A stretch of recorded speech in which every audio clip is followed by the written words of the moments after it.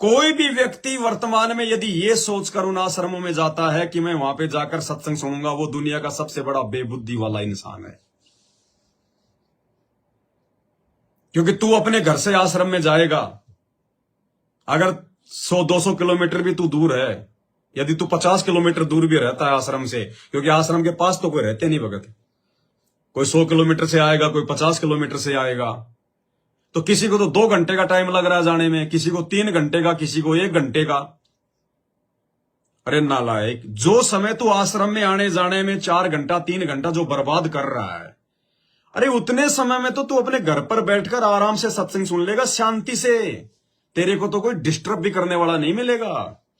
बस में धक्के खाएगा, गर्मी लगेगी, सर्दियों में तेरे को सर्दी लगेगी, 20 लोगों की बीड़ी की धुआं सूंघेगा उन बसों में, दुनिया भर का शोर शराबा। और वहां जाके तू क्या सत्संग सुनेगा भीड़ में? अरे भीड़ में जाके क्या सत्संग सुनेगा? कोई बच्चा रो रहा है, कोई बच्ची रो रही है, कोई इधर उधर की बातें कर रहा है, क्योंकि वहां ज्ञान तो है ही नहीं। कोई तो अपने बेटा बेटी के रिश्ते की बातें करता हुआ मिलेगा, उधर सत्संग भी चल रहा है। कोई भर के चाय का कटोरा सुल्ड सुल्ड कर रहा है, कोई खाना खाने में बिजी है, कोई चूना ईंट पत्थर सीमेंट के कट्टे जो है की मजदूरी करने में लगा हुआ है, कोई आपस में एक दूसरे की बातें कर रही है। है बहुत दिनों में आई, आज तो कहां थी तू, पिछली बार तो आई नहीं, मिली नहीं। उधर गुरुजी सृष्टि रचना सुना रहे हैं। क्या खाक सत्संग सुनोगे आप? तो मनोरंजन के लिए जाना तो जाओ, पिकनिक मनाने के लिए जाना तो जाओ, टाइम पास के लिए जाना तो जाओ, लेकिन ये मत कहो कि आश्रम में जाकर हम सत्संग सुनते हैं या हम सत्संग सुनने के लिए आश्रम में जा रहे हैं। ये बहुत बड़ा धोखा कर रहे हो तुम अपने साथ में।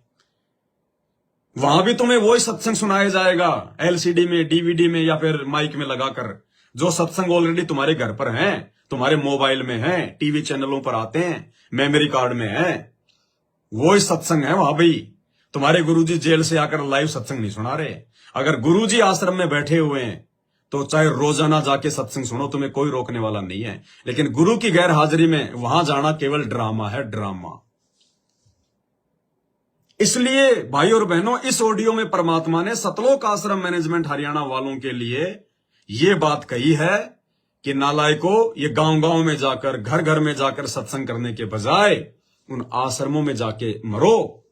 कम से कम तुम्हारे अंदर इस प्रकार के छोटे मोटे कोई विकार तो नहीं आएंगे। एक दूसरे को देखकर ये मनमुटाव तो नहीं होगा। एक दूसरे की कार कोठी, बढ़िया मकान, बढ़िया उसके जो है के धन दौलत को देखकर तुम्हारे मन में कोई दोष तो नहीं आएगा।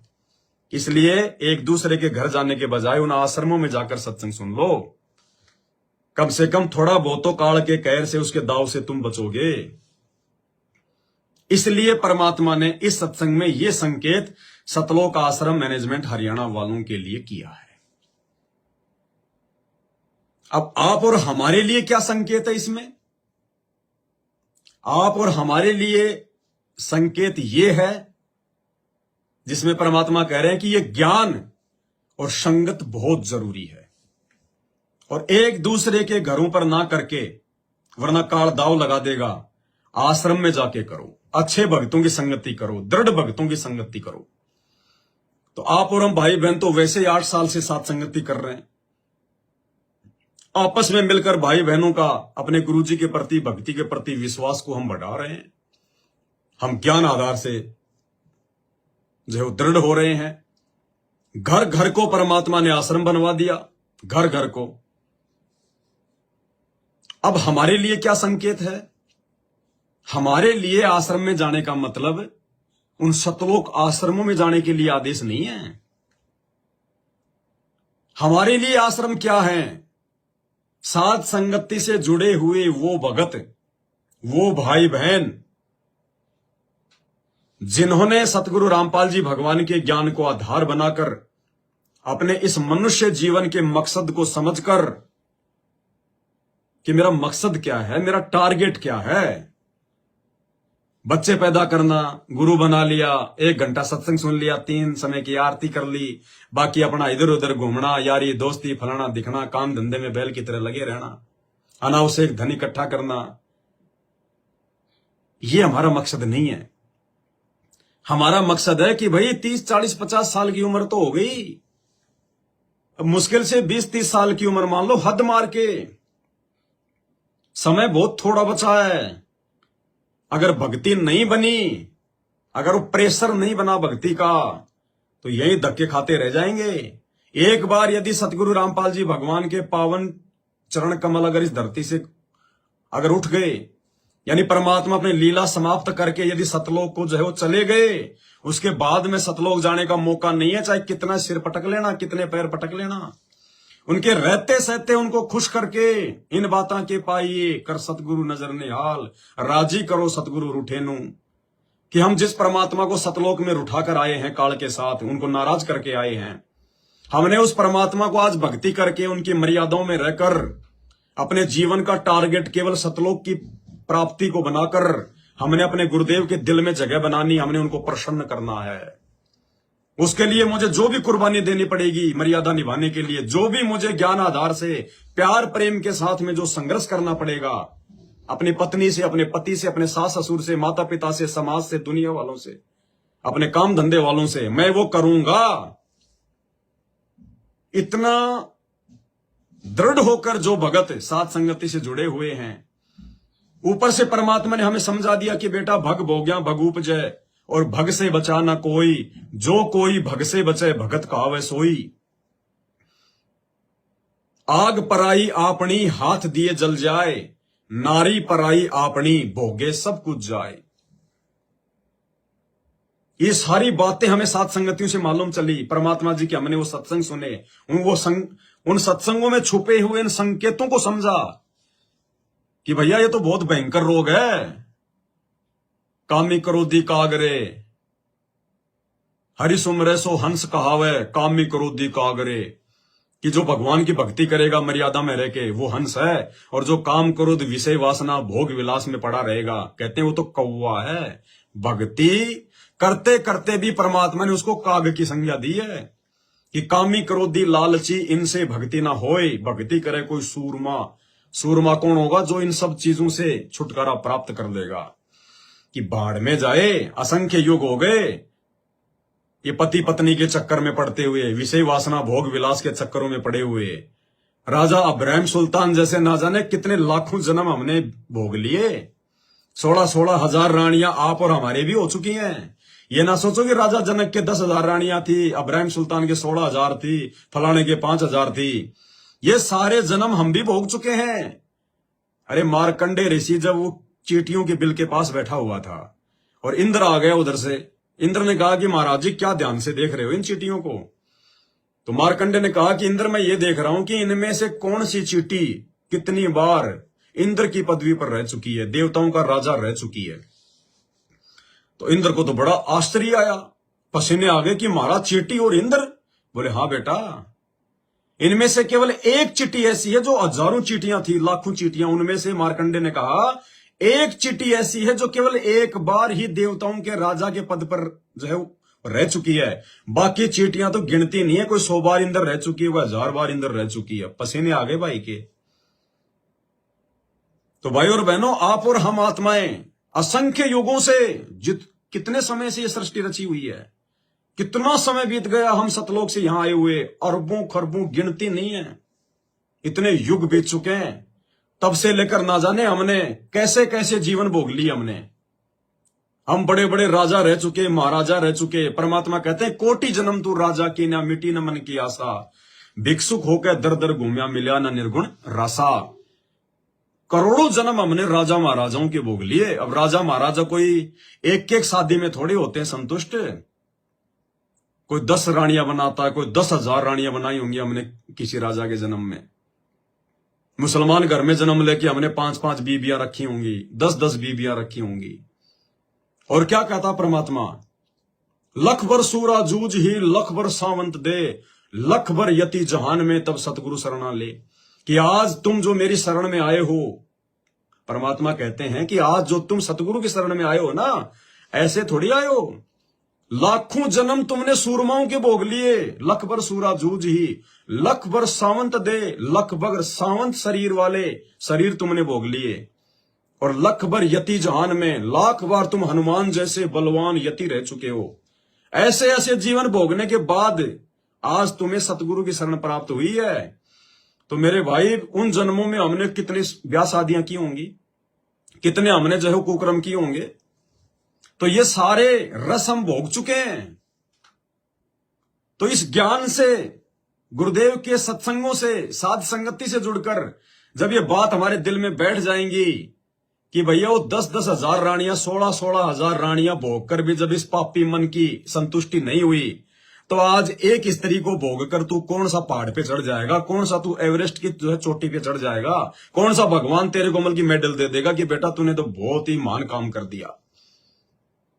तो परमात्मा कहते हैं कामी क्रोधी लालसी इनसे भक्ति ना होए, भक्ति करे कोई शूरमा जात वर्ण कुल खोए। तो ये सारी बातें समझ के, साथ संगत से जुड़ के, विचारों से परिचित होके, जो दृढ़ भगत हैं परमात्मा के, जो हीरे मोतीलाल हैं परमात्मा के, जो वीआईपी आत्मा है, जिनका एक ही मकसद है कि जब लाखों साल का जीवन भोग के, हजारों रानियां प्राप्त करके जब इस पापी मन की संतुष्टि नहीं हुई, तो अब एक स्त्री को इस कलयुग में प्राप्त करके है, और ये आधी उम्र तो मेरी निकल चुकी है, और ये 10-20 साल की उम्र में मैं कौन सा यहां पे जोमल की मेडल प्राप्त कर लूंगा। फिर वो दृढ़ आत्मा, फिर वो विषय वासना से दूर हो जाएगी, अपने गुरु भगवान से आशीर्वाद लेगी, उनसे आज्ञा लेगी, उनसे प्रार्थना करेगी, विनती करेगी। परमात्मा उसको आशीर्वाद देगा, उसको सद्बुद्धि देगा, क्योंकि गुरु आशीर्वाद बिना विषय वासनाओं से दूर ब्रह्मा विष्णु महेश भी नहीं हो सकते। आप और हमारे जैसे 2 कोटि के जीवों की तो औकात क्या है। तो परमात्मा ने कुछ साथ संगत से जुड़े हुए भगत भाई बहनों के घरों को आश्रम बना दिया। उन्होंने अपने घर घर में बेड लगा लिए, अपने गुरुदेव भगवान के बेड लगा लिए घर घर में।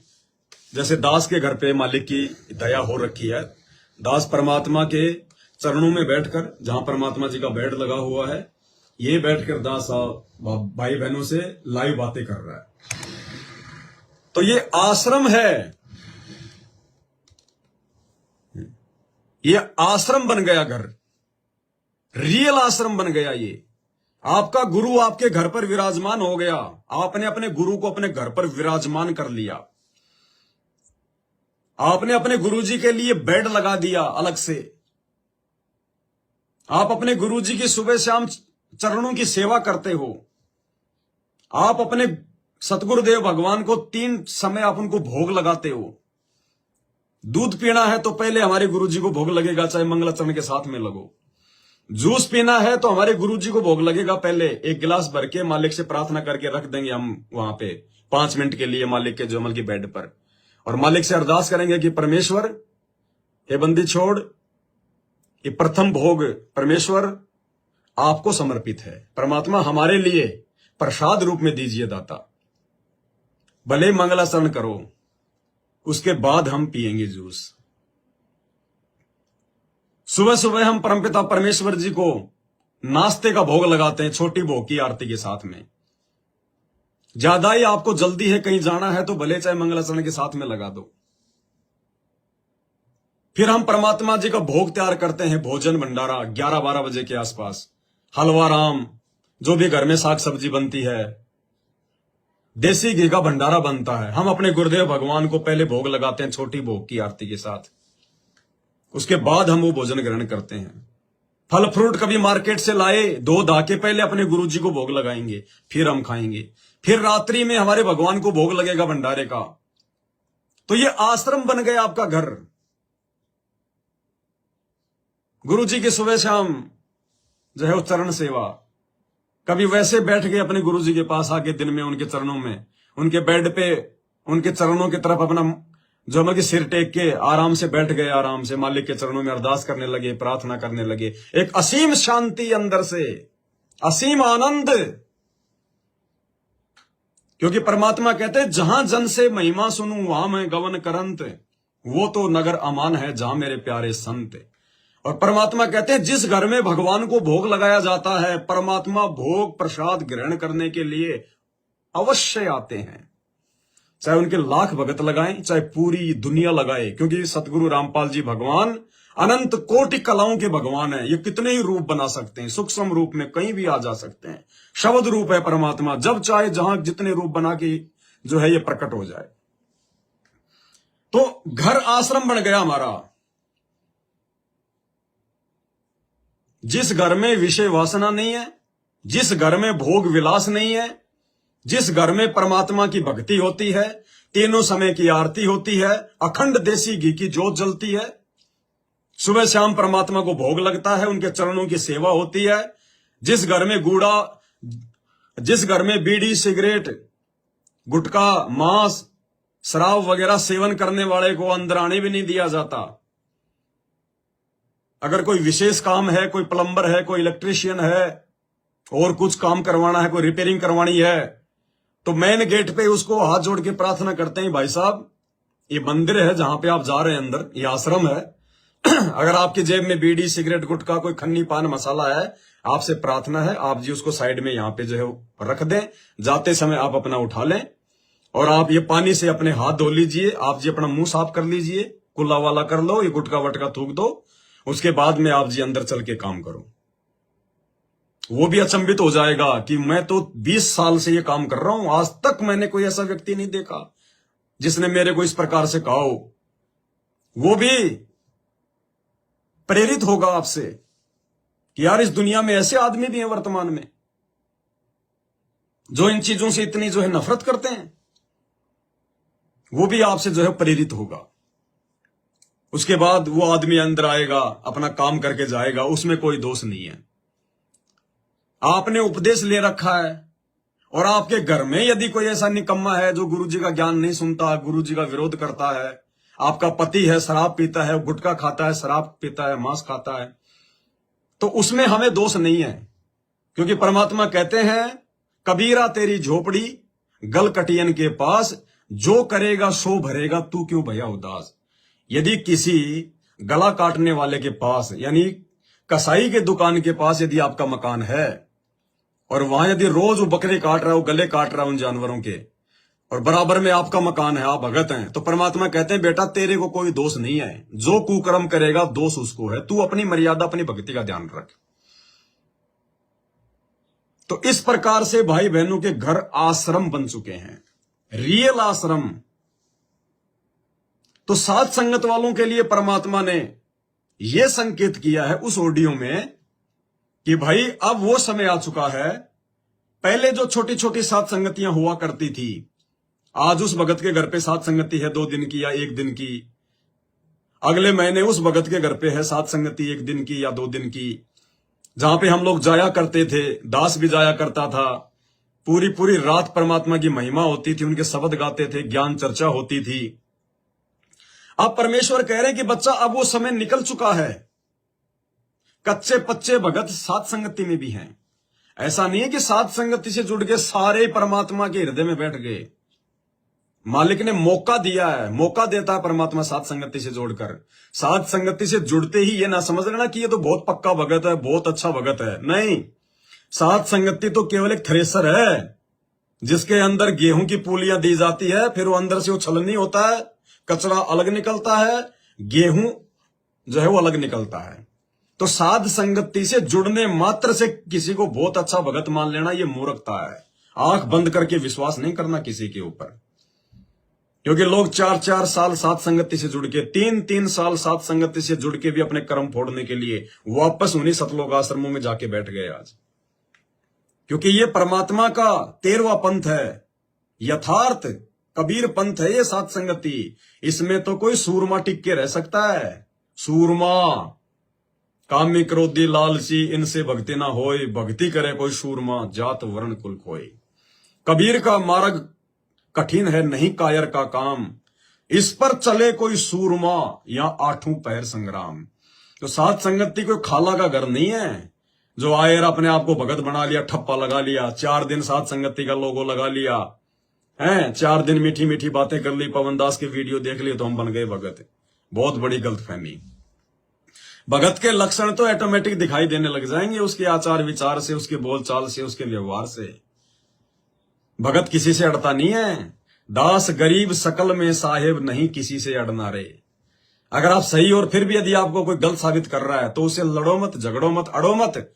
ठीक है भाई, दास में कोई गलती होगी भाई, भगत जी आप जो कह रहे हो सकता भाई ठीक है, लेकिन मेरी समझ में तो देखो आ नहीं रही, हो सकता भाई दास गलत हो। एक तो ये, और नहीं तेरे को क्या पता, तू कल सात संगति में जुड़ा है, मैं तो 2 साल से जुड़ा हूं सात संगति में, मेरे को सब पता है, मैं पुराना भगत हूं। ये होता है अहंकार, घमंड, मान बढ़ाई। वो टूटेगा, वो काल की गोद में जाएगा, वो भगत नहीं है।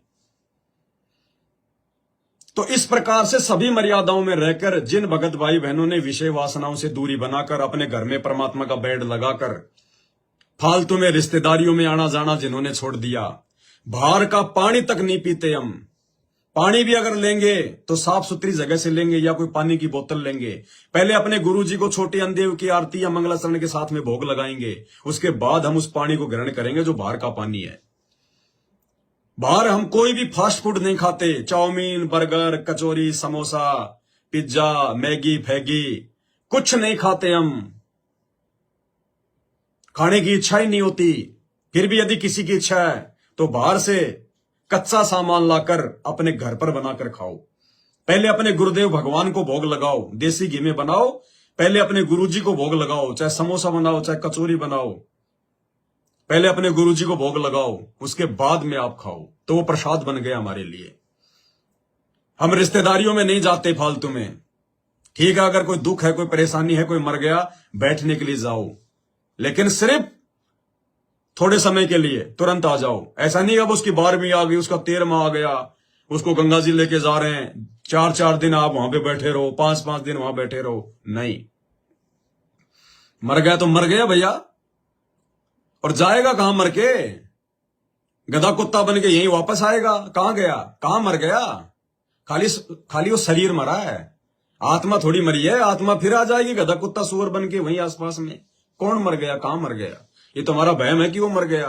वो तो ना जाने कितनी बार मर लिया, हमेशा यही आता उल्टा गधा कुत्ता सुअर बन के। तो परमात्मा ने समझा रखा है कि ऐसे व्यक्तियों के मरने पर ना तो हमारे को रोना चाहिए, जिनको समझाते समझाते हम थक गए कि भाई भगवान आए हुए, नाम ले लो, सारे तुम्हारे सुख हो जाएंगे, बुराइयां छोड़ दो। और किसने देखा भगवान? वो तुम्हारा बाबा रामपाल, वो भगवान है क्या जेल में बैठा? अरे तू उल्टी बात करे, तेरा दिमाग खराब हो गया है। जिन्होंने हमारी एक बात नहीं मानी, जो हम उनके आत्म कल्याण की बातें बता रहे थे, आज उसके मरने के बाद में उसके घर पे जाके बैठना नहीं है। एक बार जाके आ जाओ, वो भी जाना है तो नहीं, कोई जरूरी नहीं है। मर गया तो तुम जाके उसको जिंदा नहीं करने वाले, और ना उस समय तुम्हारी वहां पे कोई ये बातें सुनने वाला। और ब्याह शादी में तो हमारे को जाना ही नहीं है। किसी भी प्रकार के खुशी के अवसर पर तो साथ संगति से जुड़े हुए भाई बहनों ने अपने रिश्तेदारों के घर पर जाना ही नहीं है, ना अड़ोस पड़ोस में जाना, चाहे खुद के चाहे भाई के लड़के की शादी क्यों ना हो। नहीं जाना तो नहीं जाना। घर पर कोई रिश्तेदार आता है तो बढ़िया खिलाओ पिलाओ, सेवा करो, मालिक की जो है ज्ञान चर्चा करो, लेकिन उस दिन आपने उस ड्रामे में शामिल होने नहीं जाना। कोई जागरण वगैरह, कोई गीत संगीत का कोई प्रोग्राम बिल्कुल नहीं जाना। वो ड्रामेबाजी है, पाखंड है, आडंबर है, दिखावा है। अगर आप भी उसमें शामिल हो रहे हो तो कहीं न कहीं अभी आप काल की जाल में हो। आपके अंदर वो भगत वाले गुण नहीं है, भगत वाले लक्षण नहीं है। आपके अंदर कहीं न कहीं अभी वो भगतपना नहीं है। आपके अंदर से इच्छा ही नहीं बनेगी उन बकवादों में जाने की, ब्याह शादियों में जाने की। आपके अंदर लोकलाज समाप्त हो जाएगी। आप ये कभी विचार ही नहीं करोगे कि मैं अगर मामा की लड़की की शादी में नहीं गया, मामा के लड़के की शादी में नहीं गया, फलाने फूफा के लड़के की शादी में नहीं गया, तो वो क्या कहेंगे मेरे बारे में? क्या कहेंगे? तू कोई देश का राष्ट्रपति है क्या जो तेरी बेइज्जती हो जाएगी, कोई तेरा वो हो जाएगा? है भाई, कह लेंगे 4 बातें, क्या फर्क पड़ रहा है? तेरे गुरुजी को पूरी दुनिया कह रही है आज बिना ज्ञान के।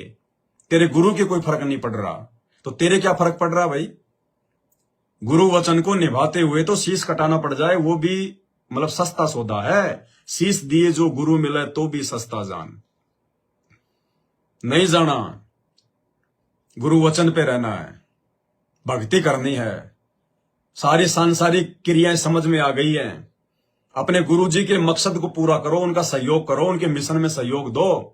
जिस आडंबर पाखंड को मिटाने के लिए परमात्मा 30 साल से संघर्ष कर रहे हैं, और तुम उसी आडंबर और पाखंड में रिश्तेदारियों में जा जाके ऐस कर रहे हो। नहीं, हम शादी है मामा के, मैं कुछ खाऊंगा नहीं, कुछ पीऊंगा नहीं, मैं तो चुपचाप जाके अपना बैठ जाऊंगा, बस एक बार मुंह दिखा के आ जाऊंगा। तू कोई सलमान खान है क्या जो अपना मुंह दिखा के आएगा? या तेरा मुंह देखे बिना वहां के लोगों को मतलब कि भोजन अच्छा नहीं लगेगा? क्या मुंह दिखाएगा तेरी भुंडी शकल जाके वहां? ये भी कमजोरी है, ये भी एक प्रकार से मान बढ़ाई है, लोकलाज है। कि मैं नहीं गया तो वो क्या कहेगा, क्या कहेगा? तू कोई हस्ती है क्या? क्या है तेरी औकात, क्या है? 2 कौड़ी के जीव। नहीं जाना बिल्कुल भी, भगवान प्रसन्न करना है। तेरा गुरु अगर कभी शादी में गया हो, तेरे गुरु ने अगर कभी जन्मदिन मनाया हो, तेरा गुरु अगर किसी तीये की बैठक में गया हो, जब से तू अपने गुरु को जानता है, और हम कब से जानते हैं? जब से हमने उनसे नाम लिया है। जब से आपने अपने गुरु से नाम लिया है, उसके बाद आप अपने गुरु को देखकर चलोगे तो भक्ति में सफल होगे। तेरा गुरु कब किसी शादी में शामिल हुआ? रिश्तेदार तो तेरे गुरु के भी हैं। अरे रिश्तेदार तो तेरे गुरु जी के भी हैं, कोई मर थोड़ी गए सारे। तेरा गुरु कब गया शादी में, तीये की बैठक में? तेरा गुरु कब कुल्लू, मनाली, शिमला, मसूरी, ऊटी, मुन्नार कब घूमने गया, पिकनिक मनाने पहाड़ों पे, जो तू जा रहा है? तेरा गुरु कब गया ड्रामेबाजियों में शामिल होने के लिए? फलाने का रिटायरमेंट हो रहा है, फूफा जी का, चलो चलो चलते हैं, फूफा जी बढ़िया पार्टी दे रहे हैं, पैसे वाली पार्टी, उधार भी मदद कर देगा। तेरा गुरु गया कभी? तेरे गुरु ने कभी अपने रिश्तेदारों से कोई उम्मीद लगाई कि मुसीबत में वो मेरा रिश्तेदार मेरा साथ दे देगा? अपने गुरु को देख के चलेंगे तो सफल होंगे, नहीं तो भक्ति पे जूत पड़ेंगे, जूत अंत में छोड़ जाएगा परमात्मा यहीं पे, काल घसीटेगा फिर। सतगुरु विमुखा युग युग रोवे। तो ये सारी बातें सोच समझ के, साथ संगतियों से जुड़ के, जिन जिन भगत भाई बहन ये सारे नियम फॉलो कर रहे हैं, हार श्रृंगार, artificial jewellery, nail polish, lipstick वगैरह, पाउडर मेकअप, कुछ नहीं, सिंपल सादा। दुनिया सोचे तो सोचे विधवा हो गई, हम तो विधवा ही अच्छी हैं, आज नहीं तो कल विधवा तो होना ही है। कौन सुहागन है यहाँ पे?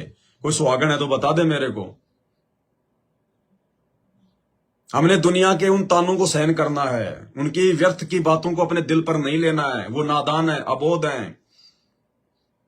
हम अगर अपने गुरु जी के वचन पर चलकर भक्ति सफल कर गए तो सतलोक में चले जाएंगे, और वो दिन रात सोने चांदी के गहने पहनकर डांस करने वाली, ब्याह शादी में जाने वाली, अगले जन्म में कुतिया बन के घूमेंगी यहीं पे नंगी होके। तो हमने गुरु वचन को महत्व देना है, समाज को महत्व नहीं देना है।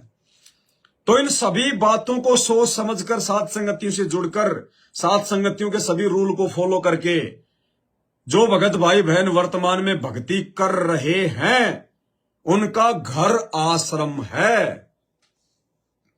और जो भाई बहन इन नियमों को फॉलो नहीं कर रहे, जो भाई बहन अभी विषय वासनाओं से दूर नहीं हुए हैं, उनके विषय में दास ने आज से 6 महीने पहले लाइव आकर वीडियो बना दिया था कि भाई और बहनों, आज के बाद से साथ संगतियां समाप्त हो रही हैं। जितना वीडियो परमात्मा ने बनवाना था बनवा दिए, हजारों की संख्या में परमात्मा ने जगह जगह साथ संगतियां करवा दी। भगत समाज को जो संदेश सतगुरु रामपाल जी भगवान ने इस पवन दास को निमित्त बनाकर दिलवाने थे, आप जियों तक पहुंचा दिए। पूरी पूरी रात आंखें फाड़ फाड़ के, गला फाड़ फाड़ के, खाना वाना खा के, भंडारा लेके, रात को 10 बजे हम बैठते थे साथ संगति में, सुबह 4-5 बज जाते थे। कितना समझाया एक दूसरे को। तो परमेश्वर ने कहा कि बेटा वो समय निकल चुका है, सबको ज्ञान हो चुका है, सब तक संदेशा पहुंच चुका है कि संत रामपाल जी का असली मार्ग क्या है। अगर भक्ति सफल करनी है तो आपको भक्ति मार्ग पर किस प्रकार से जो है वो चलना है, ये आप लोगों ने, भाई बहनों ने साथ संगतियों के माध्यम से चर्चाएं खूब की हैं, सबको पता चल गया, और आपने रिपीट भी कर दी सारी बातें। अब उसके बाद भी यदि जगह जगह आप साथ संगतियां रखोगे तो फिर राजनीति शुरू हो जाएगी। फिर वो ज्ञान भगत हजम नहीं कर पाएंगे, वो सभी ज्ञानी बन गए, वो फिर अपना अपना ज्ञान निकालेंगे बाहर। एक दूसरे में फिर मनमुटाव बढ़ेगा, राग द्वेष बढ़ेगा, ईर्ष्या बढ़ेगी, कोई एक दूसरे की बात नहीं मानेगा, क्योंकि सब यहां तक ज्ञान से पूरे जो है बल्कि भर चुके हैं। तो परमेश्वर ने दास को प्रेरणा की थी 6 महीने पहले, इसलिए दास ने कह दिया था आप सभी भाई बहनों को लाइव आकर कि आज से जो जगह जगह साथ संगतियां होती हैं वो बंद हैं, कोई भी भगत ना जाए। अगर किसी ने साध संगति अगर वो करनी है, अगर किसी ने कहीं अपने भगत भाई बहनों के घर पर इकट्ठा होके परमात्मा की चर्चाएं यदि करनी है, उनकी महिमा गानी है, तो केवल उन्हीं भक्तों के घर पर साध संगति होगी जिस भगत का घर आश्रम बन चुका है। गुरुजी कह रहे हैं ना ऑडियो में, केवल आश्रम में संगत करो। तो उस मूर्ख संगत के लिए, देखा देखी में चलने वाली सतलोक आश्रम वालों की संगत के लिए तो वो सतलोक आश्रम है, जहां पे उनको जाके भाई गांव गांव में ना जाके, घर घर में ना करके उन आश्रमों में जाने के लिए आदेश है, क्योंकि उनके लिए तो वो है आश्रम। और आप और हमारे लिए वो आश्रम है, साथ संगत से जुड़े हुए सत्सेवक भाई बहनों के लिए वो भक्तों के घर आश्रम है, जिन भक्तों ने विशेष तौर पर ज्ञान को आधार बनाकर साध संगति से जुड़कर विषय वासना से मुक्ति प्राप्त कर ली। पति पत्नी में भाई बहन के संबंध स्थापित हो चुके हैं, हर प्रकार की मान मर्यादाओं में है, ना रिश्तेदारों की कोई लोक लाज करते, ना भाई बंधुओं की, ना समाज की, और विशेष तौर पर परमात्मा के दास बनकर भक्ति कर रहे हैं कि भगत हो चाहे जगत हो, दो बातें बोल दे, दो गाली निकाल दे, कोई बात नहीं, उल्ट के जवाब नहीं देंगे, नीचे गर्दन करके आगे निकल लेंगे। हमारा परमात्मा हमारे साथ है, वो पल पल देख रहा है। इस भाव से दास बनकर, विषय वासनाओं से दूर होकर, घर घर में बेड लगाकर, आश्रम बनाकर, भगवान से जो है डरकर जो भक्ति जो कर रहे हैं भगत, वो घर हमारे लिए आश्रम है। तो दास ने कहा था कि यदि आपको साध संगति भी करनी है तो केवल उन्हीं दृढ़ भगतों के घरों पर जाकर करो, क्योंकि जो भगत ऑलरेडी, जो भगत बेचारा जो पहले से ही जो विषय वासनाओं से दूर हो चुका है, तो जो भगत विषय वासनाओं से दूर हो गया वो कामी क्रोधी लालची नहीं होगा। उसके मन में फिर छोटे मोटे ये विकार नहीं आएंगे, मान बढ़ाई वगैरह, ईर्ष्या वगैरह, लोभ लालच वगैरह। वो पैसों के लिए साथ संगति नहीं करवाएगा,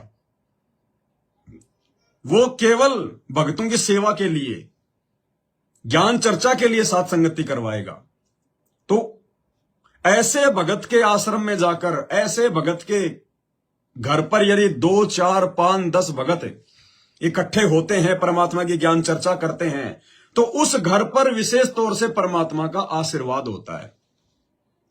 क्योंकि आश्रम में विषय वासनाओं की चर्चा नहीं होती, आश्रम में विषय वासना नहीं होती है। चाहे कोई पति पत्नी भी 5 दिन के लिए गए हैं, आश्रम में विषय वासना नहीं होती है। तो वो भगत का घर आश्रम बन चुका है, तो वहां पर आपको सद्बुद्धि मिलेगी, वहां पर आपको ज्ञान आधार से परमात्मा के जुमल की चर्चाएं सुनने को मिलेगी। उस भगत के घर पर, जिसने अपने घर को आश्रम बना लिया है, वो भगत आपको वहां बैठाकर राजनीति की चर्चा नहीं सुनाएगा, वो अपने बेटा बेटी की चर्चा नहीं सुनाएगा, वो अपने रिश्तेदारों की बातें नहीं बताएगा, अपनी जमीन जायदाद और जो है प्रॉपर्टी की चर्चा नहीं करेगा। ज्यादा से ज्यादा 1 दिन, ज्यादा से ज्यादा 2 दिन, बस। तो 2 दिन तक केवल मालिक की चर्चा होगी, परमात्मा को भोग लगेगा, सब मिलके भोग लगाएंगे, सामूहिक आरती होगी, एक दूसरे भाई बहन बैठेंगे, मिलके चर्चा करेंगे। तो साध संगत वालों के लिए परमात्मा ने जो आश्रम में जाने का जो संकेत किया है, वो उन दृढ़ भगतों के घरों पर जाकर साध संगति के लिए किया है। क्योंकि वहां पर ना तो आपका कोई विरोध करने वाला होगा, क्योंकि वो भगत खुद ही वो घर का मुखिया हेड है, और जिसने अपने घर को आश्रम बना लिया, हर प्रकार से मर्यादाओं में है। तो वहां पे आपको कोई फालतू की कोई चर्चा सुनने को नहीं मिलेगी, फालतू की कोई गंदगी नहीं होगी। समय पे भगवान को भोग लगाएंगे, बैठ के मालिक की हम चर्चा करेंगे, थोड़ा बहुत हम लोग मतलब अपना जो मतलब आराम कर लेंगे। ज्यादा भीड़ हमने जानी नहीं है, क्योंकि हमारा कोई एक ही आश्रम तो है नहीं। सतलोक आश्रम वालों के तो खाली 10-11 आश्रम है देश विदेश में, सत्सेवकों के तो हजारों आश्रम बन गए, हजारों भगत भाई बहनों ने अपने घरों को आश्रम बना लिया। तो आपको साथ संगति के लिए कहीं कोई दूर जाने की जरूरत नहीं है। आप थोड़ी सी नजर दौड़ा के देखो कि ऐसा भगत कौन है जो विषय वासनाओं से दूर है, मान बढ़ाई अहंकार से दूर है, जिसने अपने घर पर भगवान का बेड लगा रखा है, मालिक की सेवा करता है, अपनी भक्ति करता है, नेक नीति ईमानदारी से अपना काम धंधा करता है। तो वहां जाकर 2, 4, 5 भगत आसपास के कभी भी अपना महीने में या 15 दिन में भगत जी से अपना समय लेके कि भगत जी अगर परमात्मा को प्रेरणा करें तो छोटी सी साथ संगति आपके घर पे हो जाए, भगत जी थोड़ा सा आत्मा को जो है खुराक मिलेगी, तो उसको भी परमात्मा यदि प्रेरणा वो करेगा तो वो आपको हाँ कर देगा। तो निश्चित समय पे जाके परमात्मा को भोग लगाओ, मालिक की ज्ञान चर्चा करो, परमात्मा के शब्द गा लो, आत्मा हमारी चार्ज होती रहेगी भी जो है बीच बीच में। तो यहां पर साथ संगत वालों के लिए परमात्मा ने यह संकेत किया है। हमारे आश्रम, हमारे भगत भाई बहनों के वो घर हैं जो आश्रम बन चुके हैं। इसलिए परमात्मा ने 6 महीने पहले ही, जहां छोटी छोटी सात संगतियां होती थी, परमात्मा ने पहले दास को निमित्त बनाकर आपको संदेशा दिला दिया कि अब वो सात संगतियां नहीं होंगी। अब अगर सात संगतियां होंगी तो केवल उन्हीं भक्तों के घर पर होंगे जो पूर्ण रूप से, जिनको परमात्मा का आशीर्वाद प्राप्त है, जो पूर्णतया विषय वासनाओं से दूर है। बाकी जो कच्चे पच्चे भगत हैं, जो किसी मजबूरी में या किसी और किसी कारण से या किसी ज्ञान की कमी के चलते, जिनके यहां पे कुछ ना कुछ जो है कमी है, चाहे विषय वासनाओं को लेकर अभी तक वो तैयार नहीं है, या और किसी प्रकार की मान मर्यादाओं को लेकर वो तैयार नहीं है, तो वहां जाकर अब हमने पहले की तरह सात संगतियां नहीं करनी, क्योंकि वहां पे पूर्ण रूप से परमात्मा का आशीर्वाद नहीं है। भगत तो हैं, मैनेजमेंट वालों से तो लाख गुना अच्छे हैं, लेकिन आश्रम तो आश्रम ही होता है। आश्रम जो होता है उसमें विषय वासनाओं